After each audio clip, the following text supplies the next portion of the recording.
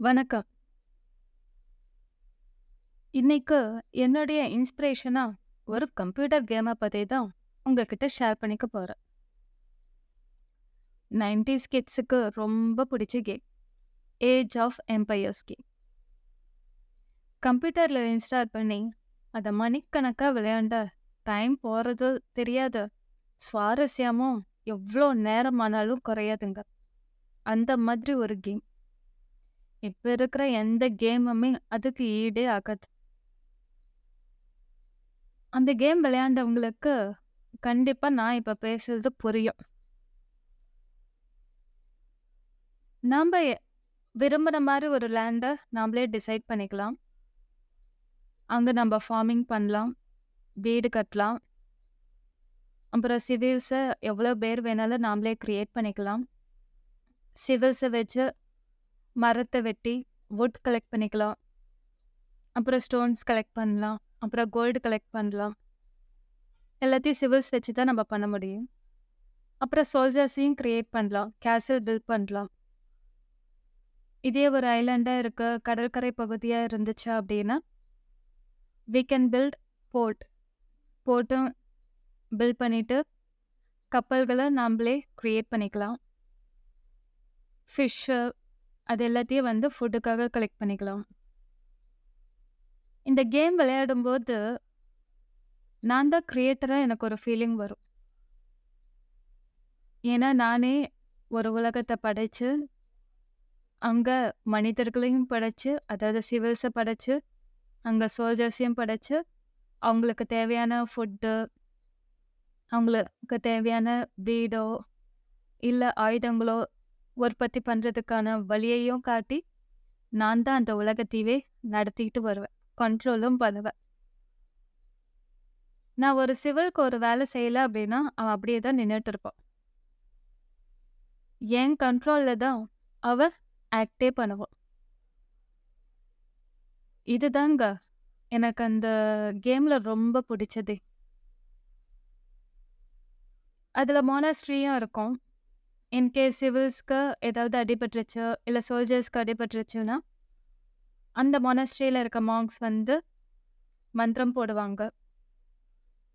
அதுல அவங்களுக்கு life increase ஆகும். இது வந்து நம்ப ஒவ்வொரு ஊர்லயும் இருக்கிற எல்ல தெய்வம், காவல் தெய்வம், குலதெய்வம் மாதிரி. எனக்கு வந்து அந்த கேம் விளையாடும்போது, நான் தான் கடவுள்ங்கிற மாதிரி ஒரு ஃபீல் வரும். ஏன்னா நானே படைக்கிறேன், நானே உற்பத்தி செய்யறதுக்கான வழியையும் காட்டுறேன். யாராவது சண்டை போட வந்தா எப்படி சண்டை போடணும்னு சொல்றேன். அவங்களுக்கான ஆயுதங்கள தயார்படுத்திக்கிறதுக்கும், கிரியேட் பண்றதுக்கும் நானே அவங்களுக்கு வழிகாட்டுறேன்.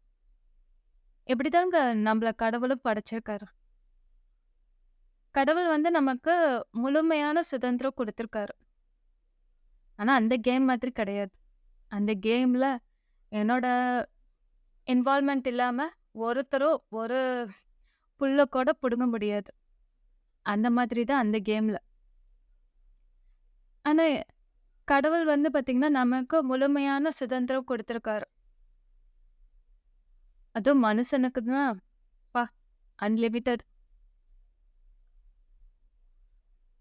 நம்ப எந்த ஒரு செயலையும் நம்ப விருப்பப்படி தான் செய்றோம். அதுல கடவுளோட இன்வால்வ்மென்ட் எந்த வகையிலயுமே இருந்ததே இல்ல. நீங்க யோசிச்சு பார்த்துருக்கீங்களா? ஆனா கடவுள் பேர சொல்லிக்கிட்டு, ஜோசியங்கிற பேர சொல்லிக்கிட்டு யாராவது உங்ககிட்ட இன்வால்வ்மென்ட் பண்ணாங்கன்னா, அத நீங்க தாங்க அத ஹேண்டில் பண்ணணும். ஏன்னா இந்த நாம ஃபேஸ் பண்ற பிரச்சனைகள் எல்லாத்தையுமே பார்த்தீங்க அப்டின்னா, கடவுள் நமக்கு முழு சுதந்திரம் குடுத்திருக்காரு. அந்த பிரச்சனைக்கு சொல்யூஷன நாமளே கண்டுபிடிக்கிறதுக்கான ரிசோர்ஸஸ குடுத்திருக்காரு. நாம தான் அத பொறுமையா தேடி கண்டுபிடிச்சு ஹேண்டில் பண்ணணும். அப்புறம் இந்த கேம் மூலமா நான் கத்துக்கிட்ட ஒரு விஷயம் டிட்டாச்மென்ட். பகவான் ஸ்ரீ கிருஷ்ணர் சொல்லியிருப்பாரு இல்லையா? பகவத்கீதையில, "கடமையை செய், பலனை எதிர்பார்க்காதேன்னு." அந்த மாதிரி தாங்க. நாம செய்ற ஒவ்வொரு செயலுக்குமே பலன எதிர்பார்க்க ஆரம்பிச்சுட்டோம் அப்டின்னா, நிம்மதி இருக்காது. ஆனா, அதுல முக்கியமான ஒரு விஷயம் என்னன்னா, உங்களால அந்த கடமைய முழுசா ஃபோக்கஸ்டோட செய்ய முடியாது. அதுதான் கிருஷ்ணர் சொல்லியிருப்பாரு. யோசிச்சு பாருங்க. உங்க அப்பா, அம்மாவுக்கு செய்யறது, இல்ல உங்க பிள்ளைங்களுக்கு செய்யறது, இதெல்லாம் நீங்க கடமையா தான் செஞ்சுட்டு வரீங்க. அதுல நீங்க எந்த பலனுமே எதிர்பார்க்கறது இல்ல. அது எல்லாமே கரெக்ட். வேற எந்த இடத்துல தான் நம்ம பலன எதிர்பார்க்கிறோம்? யோசிச்சு பாருங்க. நம்ம செய்ற வேலையிலயும் அவங்க கரெக்ட்டா அதுக்கான சம்பளம் குடுத்துர்றாங்க. ஓகே. அதுலயும் இல்ல. அப்ப வேற எங்க தான் நம்ம பலன எதிர்பார்த்து வேலை செய்றோம்னு நீங்க திங்க் பண்ணுங்க. ஏன்னா நம்ப எல்லாருமே வந்து கடமையோட தான் நம்ம லைஃப் ஓடிக்கிட்டு இருக்கு. ஒண்ணு படிக்கணும், ஸ்கூலுக்கு போய் படிக்கணும், அப்புறம் காலேஜ் போய் படிக்கணும், அப்புறம் கல்யாணம் பண்ணணும், அப்புறம் குழந்தை பெக்கணும், அப்புறம் குழந்தைங்கள பார்த்துக்கணும். இப்படியே தான். ஏதாவது ஒரு பாண்ட், ஒரு ரெஸ்பான்சிபிலிட்டிக்குள்ள தான் நம்மளுடைய லைஃப் வந்து பின்னப்பட்டிருக்கு. ஆனா, அவங்களுக்கு செய்யறதுல எல்லாமே நம்மளோட கடமை தான் இருக்குதே ஒழிய, அவங்க கிட்ட நம்ம எந்த பலனும் எதிர்பார்க்கல. ஏன்னா, நமக்கு நெருக்கமானவங்க கிட்ட நம்ம எந்த ஒரு எதிர்பார்ப்பும் நம்ம வைக்கவே மாட்டோம். அதுதான் உண்மை. வேற எங்க தான் நம்ம அந்த மாரி பலன எதிர்பார்க்கிறோம்? நீங்க சொல்லுங்க பார்க்கலாம். இந்த பலன நம்ம எதிர்பார்க்கிறதே கடவுள் விஷயத்துல மட்டும்தாங்க.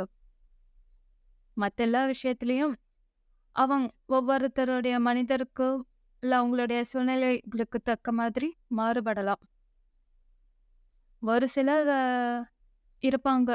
பணத்துக்காக பழகுறவங்க, புகழுக்காக பழகுறவங்க, தன்னுடைய அடையாளத்த முழுமையா வெளிக்காட்டிக்கணுங்கிறதுக்காக பழகுறவங்க, அந்த மாதிரி பலன எதிர்பார்த்து பழகுறவங்களும் இருப்பாங்க. அதெல்லாம் தனி கேட்டகரி. ஆனா 90% மக்கள் வந்து பார்த்தீங்கன்னா, இந்த சுவாமிக்காக நம்ம செய்யக்கூடிய பூஜை, இல்ல கல்யாணம், உடம்பு சரியில்லைன்னா நோய் சீக்கிரமா குணமாகணும், இல்ல குழந்தை பிறக்கணும், அப்படி இல்லைன்னா எனக்கு நல்ல வேலை கிடைக்கணும், இல்ல நல்ல வேலையோட நெறைய சம்பளமும் கிடைக்கணும், இல்ல வெளிநாட்டுக்கு போகணும்.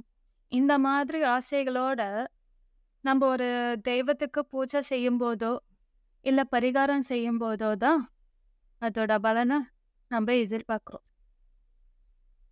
மத்த டைம்ல அதெல்லாம் கடமையிலேயே முடிஞ்சிடுது.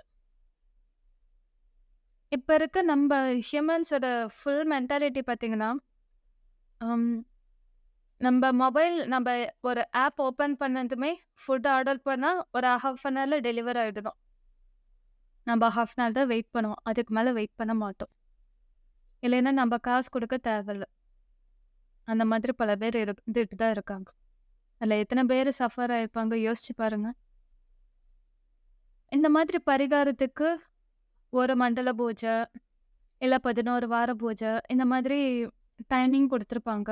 இல்ல 3 மாசத்துல நீங்க இந்த பூஜை செய்யுங்க, 3 மாசத்துல உங்களுக்கு இது நடக்கும். இல்ல 6 மாசத்துல நடக்கும். இல்ல 1 வருஷத்துல நடக்குன்ட்டு ஜோசியமோ, இல்ல மோஸ்ட்லி நம்ம ஜோசியம்லாம் YouTubeல தாங்க பார்க்குறோம். YouTubeலயோ, இல்ல Googleல நெறைய வெப்சைட்ஸ் ஓப்பன் பண்ணி பார்க்குறோம். அதுல பார்க்கும்போது நாம நம்பிக்கையோட தாங்க செய்றோம். அந்த ஒரு பூஜையோ, பரிகாரமோ எல்லாமே. அது நடக்கவும் செய்யுது. அது நான் குறையே சொல்லல. சரிங்களா? ஆனா, அந்த ஒரு சிலர் வந்து என்ன எதிர்பார்க்குறாங்க அப்டின்னா, நான் 10 நாள் ஒரு வேண்டுதல் செஞ்சேன் அப்டின்னா, 11வது நாள் அது நடக்கணுன்ட்டு எதிர்பார்க்குறாங்க. இன்ஸ்டன்ட்டா. சமைச்சதும் கொதிக்க கொதிக்க சாப்பிடணும்னா எப்படிங்க முடியும்? அது ஆறுனா தான் சாப்பிட முடியும். நம்ப வாழ்க்கையிலயும் அப்படிதாங்க. நாம்ப விருப்பப்பட்டு செய்ற ஒவ்வொரு செயல்களும் சரி, இல்ல ஒருத்தருக்காக ஹெல்ப் பண்றதும் சரி, அது எல்லாமே ஒரு புண்ணியமாவோ, இல்ல ஒரு பலத்த எதிர்பார்த்தோ, இல்ல நமக்கு என்னைக்காவது ஒரு நாள் யாராவது ஹெல்ப் பண்ணுவாங்கங்கிறத ஒரு எதிர்பார்த்தோ தான் நம்ப செய்ய ஆரம்பிச்சுக்கிட்டு வரோம். அதுல வர்றது தான் இந்த பரிகாரமும் எல்லாமே. இந்த மாதிரி பரிகாரத்துல தான் நம்ம பலனை எதிர்பார்க்க கூடாது. அத கடமையா நெனச்சு மனசார செய்யுங்க. அது எப்ப நடக்கணுமோ, நடக்க வேண்டிய நேரத்துல கண்டிப்பா நடக்கும். நம்ப மனசும், நம்மளோட செயலும் ஒன்றுபட்டுச்சு அப்படின்னாலும், இல்ல நம்ப குடும்பத்துல இருக்கவங்களுடைய எண்ணமும் அதுவாகவே இருந்தாலும், அந்த செயல் கூடிய விரைவில் நடக்கும். அப்படி இல்ல அப்படின்னா, இப்போ ஒரு பொண்ணுக்கே கல்யாணம் பண்ணணும்னு வீட்ல நெனைக்கிறீங்க. ஆனா அந்த பொண்ணுக்கு இந்த சீக்கிரமா கல்யாணம் பண்ணிக்கிறதுல விருப்பம் இல்ல. வீட்லயே அப்பா, அம்மா கூட கொஞ்ச நாள் இருக்கணும். இல்ல படிக்கணும். இன்னும் கொஞ்ச நாள் ஜாலியா அப்பா, அம்மா கூட வாழணும்னு ஆசைப்படுற பெண்களும் இருக்காங்க. அப்பா, அம்மா தீவிரமா ஏதாவது ஒரு வரன் கிடைக்காதான்னு அவங்க ஒரு பக்கம் தேடிட்டு இருப்பாங்க. ஆனா பொண்ணோட ஆசை, அவ அதுக்கு தயாரே ஆகல. அப்போ இவங்க 2 பேத்துல யாரோட ஆசை நிறைவேறும்னு நெனைக்கிறீங்க? கண்டிப்பா அந்த பொண்ணோட ஆசை தான். ஏன்னா அந்த பொண்ணு தான் வாழப் போறா. அவளுடைய வாழ்க்கை, அவ கொஞ்ச நாள் நாம இப்படித்தான் இருக்கணும்னு அவ தீர்க்கமா இருக்கா. அவளுடைய மன உறுதி. அந்த மன உறுதி தான் அவள அந்த கொஞ்ச காலம் நான் இப்படிதான் வாழணும், இப்படிதான் இருக்கணும், இதுக்கப்புறம் தான் நான் கல்யாணம் பண்ணிக்கணும்னு அவ நினைக்கும்போது, அது மட்டும் தான் நடக்கும். இதுவே அந்த பொண்ணும் கல்யாணத்துக்கு முழுமையா தயாராயிட்டா அப்படின்னா, சட்டுன்னு வரன் சீக்கிரமா அமைஞ்சிடும். இதுக்கெல்லாம் நீங்க எந்த கோயிலுக்கும் போய் பரிகாரமும் பண்ண தேவையே இல்லைங்க. ஒரு சிலர் பார்த்தீங்கன்னா, நெறைய வரன் தட்டு போயிருக்கலாம். ரொம்ப லேட் ஆயிருக்கலாம். கல்யாணம் பண்ணணுங்கிற ஆசை, அது எல்லாமே கூட விட்டு போயிருக்கலாம். அந்த மாதிரியும் இருக்கிறாங்க.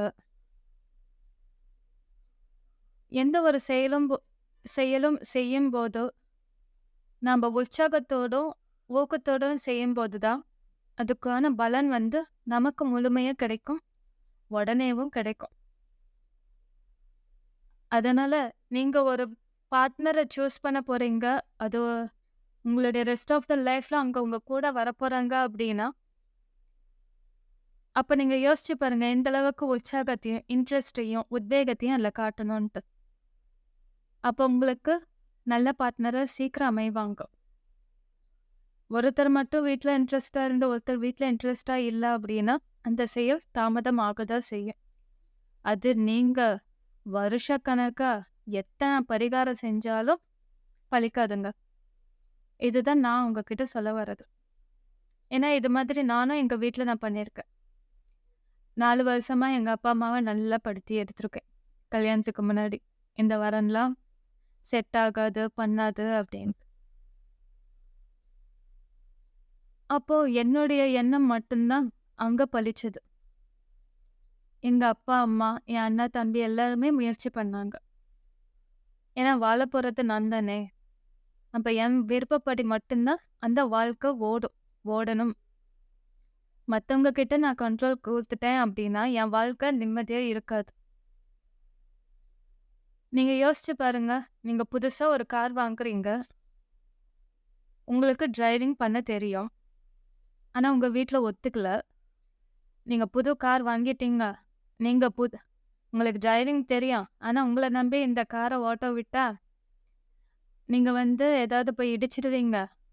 நீங்க டிரைவரே வைங்கன்னு சொல்லிடுறாங்க. டிரைவரும் வச்சுக்கிறீங்க. அவர் ஓட்டுறாரு. ஆனா டிரைவர் பக்கத்துல யாராவது ஒருத்தர் உக்காந்துருந்தா தான் பின்னாடி இருக்கவங்க சேஃபா வர முடியும்ன்ட்டு, அந்த டிரைவர் சீட்டு பக்கத்திலேயே உக்காந்துருக்க வீட்டு தலைவர், இல்ல மகன், யாராவது ஒருத்தர் இருப்பாங்க. டிரைவர் கிட்ட நைட் ட்ரிப்பா இருக்கட்டும், இல்ல ஏர்லி மார்னிங் ட்ரிப்பா இருக்கட்டும், அவர் தூங்கிடக்கூடாதுன்னு பேசிக்கிட்டே வருவாங்க. அலர்ட்டா வச்சிருப்பாங்க. இல்லைன்னா வண்டி நிறுத்தி டீ குடிச்சிட்டு போலாம் அப்படின்னு சொல்லுவாங்க. ஏன்? நம்ம கூட நம்ம வண்டியில வரவங்க எல்லாரும் பாதுகாப்பா இருக்கணும் அப்படிங்கிறதுக்காக. இது இன்னொருத்தர்கிட்ட கண்ட்ரோல் கொடுக்கும்போது உங்களுக்கு வர பயந்தாங்க நம்ம லைஃப்லயும். அந்த கண்ட்ரோல வேற யாருக்கும் கொடுக்காதீங்க. ஆனா அந்த காரை நீங்க ஓட்ட ஆரம்பிச்சீங்க அப்படின்னா, என் வண்டியில என் ஃபேமிலி வருதுன்ட்டு நீங்க பார்த்து பத்திரமா வண்டி ஓட்டிட்டு போவீங்க. அது மாதிரி தாங்க நம்ம லைஃப்பும். நம்ம லைஃப் நம்மளோட மட்டும் முடியறது கிடையாது. நம்மள சுத்தி நம்ம ஃபேமிலி இருக்காங்க. அவங்க தான் நம்மளுடைய உலகமா நெனச்சு வாழ்ந்துகிட்டு இருக்கோம். அவங்கள நாம தான் உலகம்னு நெனச்சு வாழ்ந்துட்டு இருக்காங்க. நீங்க உங்க லைஃப்‌க்கான பொறுப்ப முழுசா நீங்க ஏத்துக்கும்போது, நீங்க யாருக்காகவும், எதுக்காகவும் பயப்பட தேவையில்ல. நீங்க உங்கள மட்டும் இல்ல, உங்க ஃபேமிலியவும் ரொம்ப ஹேப்பியா, சந்தோஷமா பார்த்துப்பீங்க. இந்த ஏஜ் ஆஃப் எம்பயர்ஸ் கேம்ல நாம தான் நம்மளோட லைஃப கண்ட்ரோல் பண்ணணும். நாம கண்ட்ரோல் பண்ற மாதிரி, நாமளும் யார கண்ட்ரோல் பண்ண வேண்டாம். நம்மளையும் யாரும் கண்ட்ரோல் பண்ண வேண்டாம். சரிங்களா? அது கேம்ஸ்‌க்கு வேணா நல்லா இருக்கும். ஆனா வாழ்க்கைக்கு கண்டிப்பா நல்லாவே இருக்காது. அதே மாரி டிட்டாச்மென்ட்.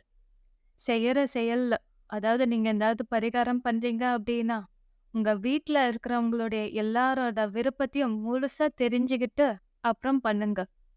அந்த பரிகாரம் உடனே பலன் குடுக்கும். சரிங்களா? Thank you.